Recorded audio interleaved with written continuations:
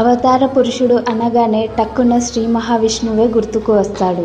ఈయనకి దశావతారాలు ఉన్నట్లే లయకారుడు, నిరాడంబరుడు, బోళాశంకరుడు అయిన శివుడికి 19 అవతారాలు ఉన్నాయట. అవేంటో చూద్దామా? మొదటిది పిప్లాద్ అవతారం. శివుడు మొదట మహర్షి దధీచికి కుమారుడిగా పిప్లాద్గా జన్మించాడు. కానీ అతను పుట్టకముందే మహర్షి ఇల్లు వదిలి వెళ్ళిపోయాడు. దానికి కారణం శనీశ్వరుడి చెడు ప్రభావం అని పిప్లాద్ పెరిగి పెద్దయిన తర్వాత తెలుసుకుంటాడు. ఇది తెలుసుకున్న పిప్లాద్ శనిని శపించాడు.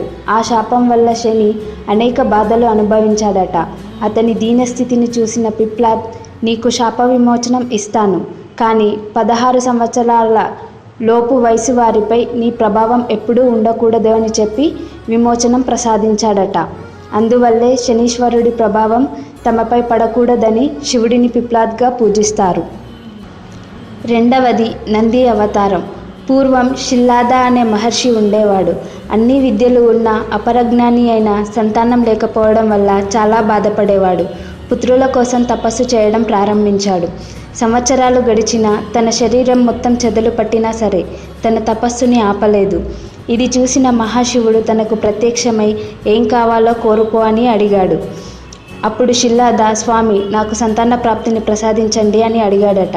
అప్పుడు శివుడు, తదాస్తు, ఇక నీవు ఇక్కడి నుండి బయలుదేరు అని చెప్పి మాయమయ్యాడట. తర్వాత ఆ మహర్షి యజ్ఞం చేయదలచి అంతా సిద్ధం చేసుకున్నాడు. యజ్ఞం చేస్తుండగా ఆ అగ్ని నుండి ఒక అందమైన బాలుడు ఉద్భవించాడు. ఆ బాలుడిని స్వీకరించి నంది అని నామకరణం చేశాడు. నంది అంటే సంతోషం అని అర్థమట. మూడవది వీరభద్రుడి అవతారం. సతీదేవి దక్షయజ్ఞంలో ఆత్మాహుతి చేసుకుంటుంది. అది చూసిన శివుడు కోపంతో తన జటాజూటాలను తెంపి నేలకి కొడతాడు. దాని నుంచి ఉద్భవించిందే ఈ వీరభద్రుడి అవతారం.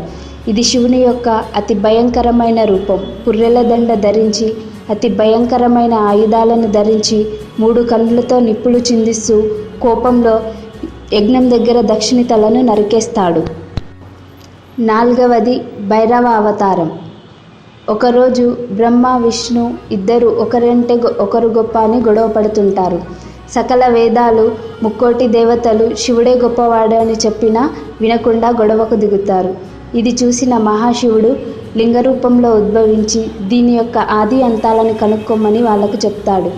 ఆ లింగానికి చెరోవైపు వెళ్ళసాగారు. ఎంత దూరం వెళ్ళినా ఆది కనిపించకపోవడంతో మహావిష్ణువు తప్పు తెలుసుకొని తిరిగి వచ్చి శివుడిని క్షమించమని అడుగుతాడు. బ్రహ్మ కూడా అంతం దొరకదు, కానీ తిరిగి వచ్చి దొరికిందని అబద్ధం చెప్తాడు. ఇది విన్న శివుడు కోపగ్రస్తుడై బ్రహ్మకి శిక్షించజలసి భైరవ రూపంలో వచ్చి బ్రహ్మ యొక్క తలని నరికేస్తాడు. ఐదవది అశ్వత్థామ అవతారం. క్షీరసాగర మథన సమయంలో శివుడు ఆలాహలం సేవించిన తర్వాత ఆ విషం తన గొంతు నుండి బయటకు రాకుండా శ్రీ మహావిష్ణువు వరం ఇస్తాడు. అప్పుడు మహాశివుడు తన ద్వాపరయుగంలో ద్రోణాచార్యుడు పుత్రుడిగా జన్మించి కురుక్షేత్ర మహాసంగ్రంలో క్షత్రియులను చంపుతానని మాటిస్తాడు. ఆరవది శరభ అవతారం. ఈ అవతారంలో ఒకవైపు పక్షిలా మరోవైపు సింహంలా ఉంటుంది. విష్ణు పురాణం ప్రకారం నరసింహుని అవతారంను మచ్చిక చేసుకోవడానికి ఈ అవతారం ఉన్నట్లు తెలుస్తుంది. ఏడవది గృహపతి అవతారం.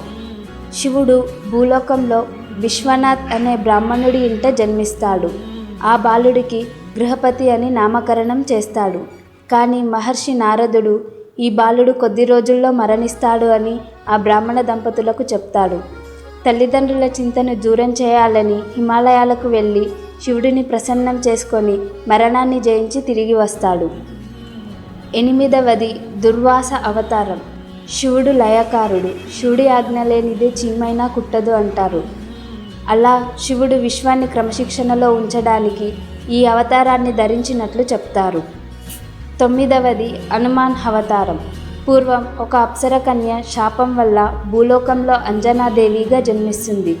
ఆమె మహాశివభక్తురాలు. సంతానం కోసం 12 సంవత్సరాలు ఘోర తపస్సు చేస్తుంది. అప్పుడు శివుడు ప్రసన్నం చెంది తన ఆత్మని వాయుదేవుడికి ఇచ్చి పంపిస్తాడు. అలా అంజనాదేవికి కొడుకు హనుమంతుడిగా, శ్రీరాముడికి పరమ భక్తుడిగా చరిత్రలో నిలిచిపోయాడు. 10వ అవతారం వృషభ అవతారం. సముద్ర మదనం తరువాత శ్రీ మహావిష్ణువు పాతాళ లోకంలోకి వెళ్తాడు. అక్కడ అతనికి అనేక మంది పుత్రులు కలుగుతారు. వారు గర్వంతో మూర్ఖులుగా మారి అందరినీ బాధ పెడుతుంటారు. వారిని చంపడం కోసం వృషభ అవతారం ఎత్తాడు మహాశివుడు. తన కొమ్ములతో గుద్ది వారి అందరినీ చంపేస్తాడు. 11వది యతినాథ్ అవతారం. ఆహుక్ అనే గిరిజనుడు, అతని భార్య పరమశివభక్తులు. వారి భక్తుడికి ప్రసన్నమై మహాదేవుడు యతినాథ్ రూపంలో వారికి దర్శనమిస్తాడు. అయితే వారి గుడిసెలో యతినాథ్కి ఆశ్రయం ఇచ్చి వారు బయటపడుకుంటారు. ఒకరోజు ఆ రాత్రి క్రూర మృగం బారిన పడి ఆహుక్ చనిపోతాడు. అది చూసిన అతని భార్య కూడా చనిపోవాలని నిర్ణయించుకుంటుంది. అది చూసిన మహాశివుడు నిజ రూపంలో దర్శనం ఇచ్చి వచ్చే జన్మలో నలమహారాజు దమయంతులుగా జన్మించి ప్రసిద్ధికెక్కుతారని వరమిస్తాడు. 12వది కృష్ణదర్శన్ అవతార్. మనుషుల జీవితాలలో యజ్ఞయాగాదులు మరియు ఆచారాల ప్రాముఖ్యతను పెంపొందించడానికే ఈ అవతారం. 13వది సురేశ్వర్ అవతారం. ఒకసారి శివుడు ఉపమన్యు అనే భక్తుడిని పరీక్షించదలచి తనే ఇంద్రుడి రూపంలో దర్శనమిస్తాడు. దీనినే సురేశ్వర్ అవతారం అని కూడా అంటారు. యక్షేశ్వర్ అవతారం. సాగరమతనం తర్వాత దేవతలు ఎవరికి వారే తామే గొప్పవారమని, వారికే అమృతం ఇవ్వాలని గర్వంతో ఉన్న సమయంలో వారి గర్వాన్ని వంచడం కోసం భయంకరమైన యక్షరూపాన్ని ధరిస్తాడు శివుడు. 15వది భిక్షువర్య అవతారం. మానవ సంరక్షణ కొరకు ఈ అవతారం జరిగినట్లు చెప్తారు. 16వది అవధూత అవతారం. ఇంద్రుడి గర్వాన్ని అణచడానికి స్వయంగా మహాశివుడే ఈ అవతారం ఎత్తినట్లు చెబుతారు. 17వది కిరీట్ అవతారం. దీనినే వేటగాడి అవతారం అని కూడా అంటారు. అర్జునుడు శివుడిని ప్రసన్నం చేసుకోవడం కోసం తపస్సు చేస్తున్న సమయంలో అతనిని చంపమని దుర్యోధనుడు మూక అనే రాక్షసుడిని పంపిస్తాడు. ఆ రాక్షసుడు ఒక పెద్ద పంది రూపంలో రెంకెలు వేస్తూ అర్జునుడి వైపు వెళ్తాడు.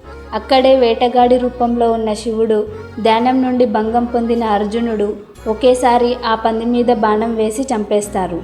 అప్పుడు వేటగాడు అర్జునుడిని యుద్ధంకి దిగేలా ప్రేరేపిస్తాడు. దానితో అర్జునుడు యుద్ధం చేస్తాడు. తన శౌర్యానికి ప్రసన్నుడైన శివుడు పాశుపత అస్త్రాన్ని ఇస్తాడు. 18వది సుంతన్ తారక్ అవతారం. శివుడు పార్వతిని వివాహం చేసుకోవడం కోసం సకల దేవతలను వెంట పెట్టుకొని వస్తాడు. ఒంటి నిండా విభూతితో భయంకరంగా ఉన్న శివుడిని చూసి పార్వతి తల్లి మైనావతి భయపడుతుంది. అప్పుడు శివుడు సుంతన్ తారక్ అవతారంలో సుందర రూపంలో దర్శనమిచ్చి పార్వతీదేవిని వివాహం చేసుకుంటాడు.